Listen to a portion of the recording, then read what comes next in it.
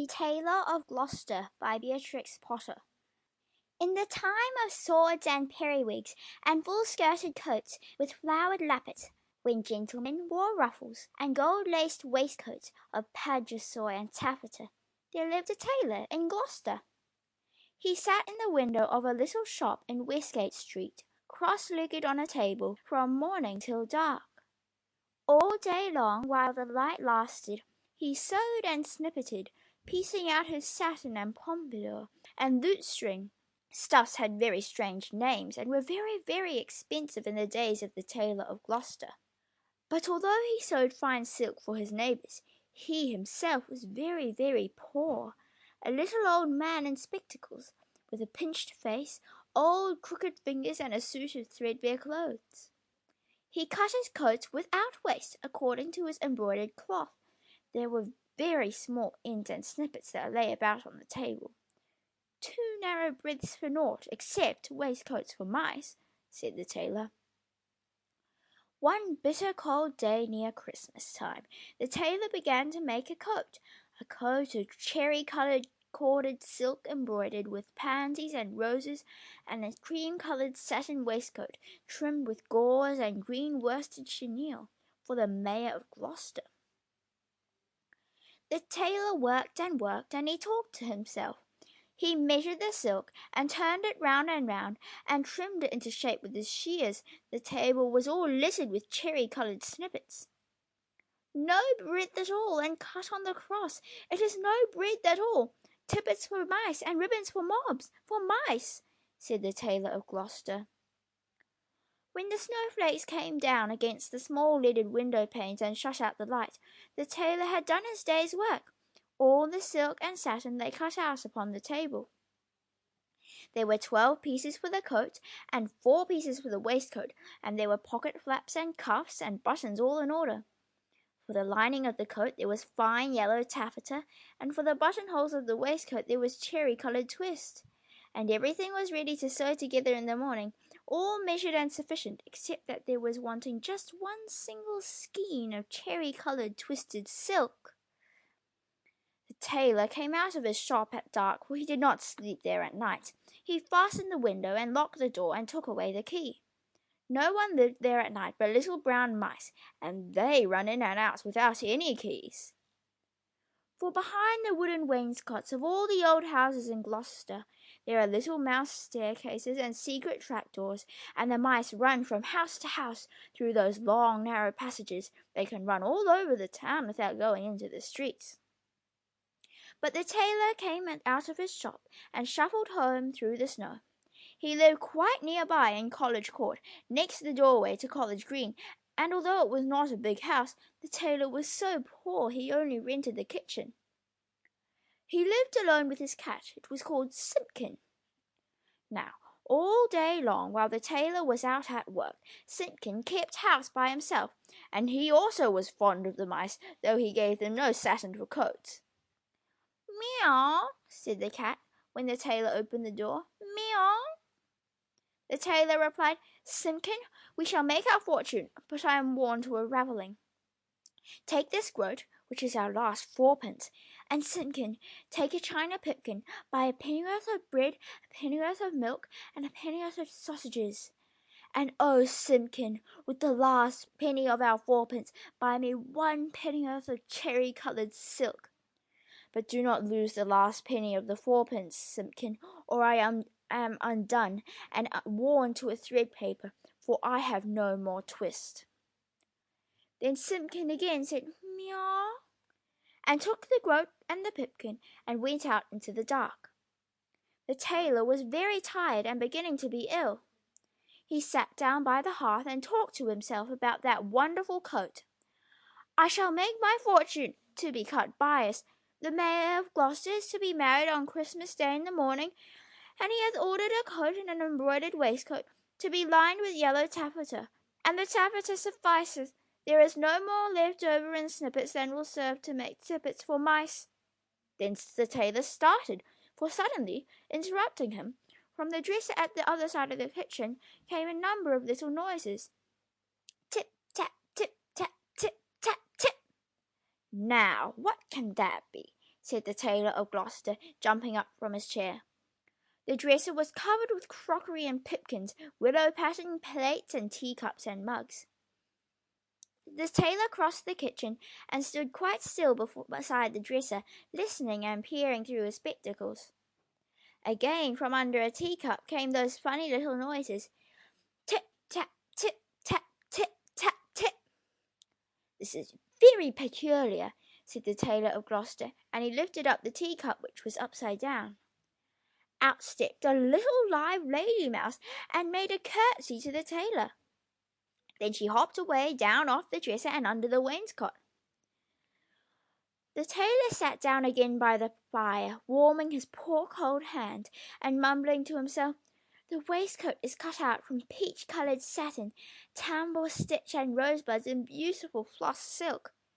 Was I wise to entrust my last fourpence to Simpkin? 21 buttonholes of cherry-coloured twist." But all at once from the dresser there came other little noises. Tip, tap, tip, tap, tip, tap, tip. "This is passing extraordinary," said the Tailor of Gloucester, and turned over another teacup which was upside down. Out stepped a little gentleman mouse and made a bow to the tailor. And then from all over the dresser came a chorus of little tappings, all sounding together and answering one another like watch beetles in an old worm-eaten window shutter. Tip, tap, tip, tap, tip, tap, tip. And out from under teacups and from under bowls and basins stepped other and more little mice, who hopped away down off the dresser and under the wainscot. The tailor sat down close over the fire, lamenting, 21 buttonholes of cherry-coloured silk, to be finished by noon of Saturday, and this is Tuesday evening. Was it right to let loose those mouse, undoubtedly the property of Simpkin? Alack, I am undone, for I have no more twist. The little mice came out again and listened to the tailor. They took note of the pattern of that wonderful coat. They whispered to one another about the taffeta lining and about little mouse tippets. And then, all at once, they all ran away together down the passage behind the wainscot, squeaking and calling to one another as they ran from house to house. And not one mouse was left in the tailor's kitchen when Simpkin came back with a pipkin of milk. Simpkin opened the door and bounced in with an angry meow, like a cat that is vexed, for he hated the snow, and there was snow in his ears and snow in his collar at the back of his neck. He put down the loaf and the sausages upon the dresser and sniffed. "Simpkin," said the tailor, "where is my twist?" But Simpkin set down the pipkin of milk upon the dresser and looked suspiciously at the teacups. He wanted a supper of little fat mouse. "Simpkin," said the tailor, "where is my twist?" But Simpkin hid a little parcel privately in the teapot, and spit and growled at the tailor, and if Simpkin had been able to talk, he would have asked, "Where is my mouse?" "Alack, I am undone," said the Tailor of Gloucester, and went sadly to bed. All that night long, Simpkin hunted and searched through the kitchen, peeping into cupboards and under the wainscot, and into the teapot where he had hidden that twist, but still he found never a mouse. Whenever the tailor muttered and talked in his sleep, Simpkin said, "Meow," and made strange, horrid noises as cats do at night. For the poor old tailor was very ill with a fever, tossing and turning in the four-post bed, and still in his dreams he mumbled, "No more twist, no more twist." All that day he was ill, and the next day, and the next, and what should become of the cherry-coloured coat? In the tailor's shop in Westgate Street, the embroidered silk and satin lay cut out upon the table, 21 buttonholes, and who should come to sew them, when the window was barred and the door was fast locked? But that does not hinder the little brown mice. They run in and out without any keys, through all the old houses in Gloucester. Out of doors the market folks went trudging through the snow to buy their geese and turkeys, and to bake their Christmas pies, but there would be no Christmas dinner for Simpkin and the poor old Tailor of Gloucester. The tailor lay ill for 3 days and nights, and then it was Christmas Eve and very late at night. The moon climbed up over the roofs and chimneys and looked down over the gateway into College Court. There were no lights in the windows, nor any sound in the houses. All the city of Gloucester was fast asleep under the snow. And still Simpkin wanted his mice, and he mewed as he stood beside the four-post bed. But it is in the old story that all the beasts can talk in the night between Christmas Eve and Christmas Day in the morning, though there are very few folk that can hear them or know what it is that they say. When the cathedral clock struck 12, there was an answer like an echo of the chimes, and Simpkin heard it, and came out of the tailor's door, and wandered about in the snow. From all the roofs and gables and old wooden houses in Gloucester came 1,000 merry voices singing the old Christmas rhymes, all the old songs that I ever heard of, and some that I don't know, like Whittington's bells. First and loudest, the cocks cried out, "Dame, get up and bake your pies!" "Oh, dilly, dilly, dilly!" sighed Simpkin. And now in the garret there were lights and sounds of dancing, and cats came from over the way. "Hey diddle diddle, the cat and the fiddle, all the cats in Gloucester, except me," said Simpkin. Under the wooden eaves the starlings and sparrows sang of Christmas pies, the jackdaws woke up in the cathedral tower, and although it was the middle of the night, the throstles and robins sang. The air was quite full of little twittering tunes.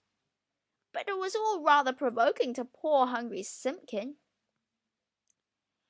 Particularly he was vexed with some little shrill voices from behind a wooden lattice. I think that they were bats, because they always have very small voices, especially in a black frost when they talk in their sleep, like the Tailor of Gloucester. They said something mysterious that sounded like "Buzz," quoth the blue fly, "hum," quoth the bee. "Buzz and hum," they cry, and so do we. And Simpkin went away, shaking his ears as if he had a bee in his bonnet. From the tailor's shop in Westgate came a glow of light, and when Simpkin crept up to peep in at the window, it was full of candles. There was a snippeting of scissors and a snappeting of thread, and little mouse voices sang loudly and gaily. 24 tailors went to catch a snail. The best man among them durst not touch her tail. She puts out her horns like a little callow cow. "Run, tailors, run, or she'll have you all eaten now." Then, without a pause, the little mouse voices went on again. "Sieve my lady's oatmeal, grind my lady's flour, put it in a chestnut, let it stand an hour." "Mew, mew," interrupted Simpkin, and he scratched at the door. But the key was under the tailor's pillow. He could not get in. The little mice only laughed and tried another tune. 3 little mice sat down to spin. Pussy passed by, and she peeped in. "What are you at, my fine little men?" "Making coats for gentlemen." "Shall I come in and cut off your threads?" "Oh, no, Miss Pussy, you'd bite off our heads." "Mew, mew," cried Simpkin. "Hey diddle dinkety," answered the little mice. "Hey diddle dinkety, poppety hit. The merchants of London, they wear scarlet, silk in the collar and gold in the hem, so merrily march the merchantmen." They clicked their thimbles to mark the time, but none of the songs pleased Simpkin. He sniffed and mewed at the door of the shop. "And then I bought a pipkin and a popkin, a slipkin and a slopkin, all for 1 farthing, and upon the kitchen dresser," added the rude little mice.